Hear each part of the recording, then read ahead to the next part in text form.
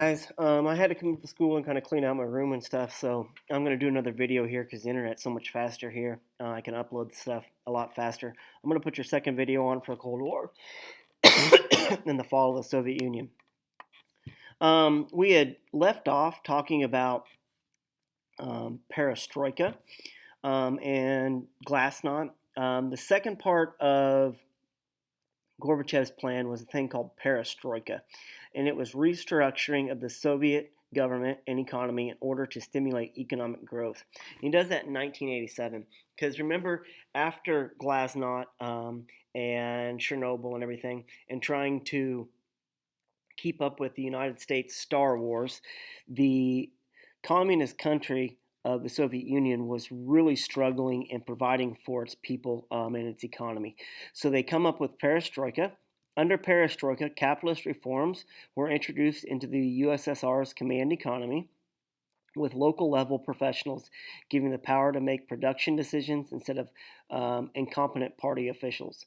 While this was designed to boost efficiency and output, a rapid change brought economic turmoil. With censorship gone, and the people of the Soviet Union voiced their desire for self-determination and held huge freedom rallies. During a speech in West Berlin, President Reagan aroused the German people by saying, "Mr. Gorbachev, tear down this wall." And eventually, the East German country of Berlin, which was a communist nation, will fall, and they will tear down the Berlin Wall, which was a symbol pretty much for communism all around the world. Due to the extreme weak economy, by 1989, the Soviet Union could no longer support communist satellite governments. With reduction of Soviet influences, Eastern Europeans protested and called for freedom. Eventually, East Germany, Czechoslovakia, Hungary, Romania, and Poland were all puppet governments for the Soviet Union will fall. Poland, a Soviet satellite, was experiencing economic problems that caused unrest. In 1980, an electrician named Lech Walesa formed a group called Solidarity, an independent trade union that called for political change. The communist Polish government outlawed the union and arrested Walesa, but when the USSR weakened Poland, held free election, Walesa became the president in 1989, and that will be the fall of the communist government in Poland. Germany was finally united when mobs of Germans tore down the Berlin Wall, and in 1991, Estonia, Latvia, and Lithuania regained their independence, and the remaining satellites soon followed. And there's some pictures on there of them tearing down the wall, partying, pretty much ending communism in the East.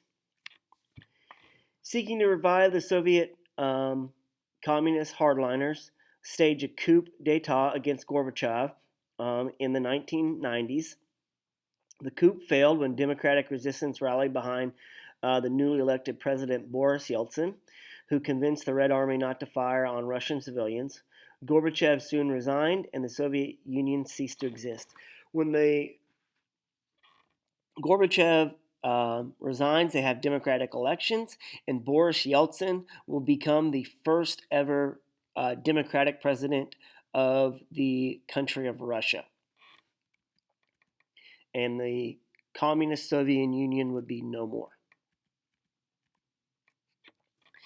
And we'll look here at the last slide, kind of things that caused the collapse of the USSR or the Soviet Union. The Soviet-Afghan War causes civil unrest, economic weaknesses, the leadership of Gorbachev and Reagan to try to bring it down, openness of democratic ideas in Glasnost, the restructuring of the economy and the government in perestroika, and then the freedom movement within Eastern Europe.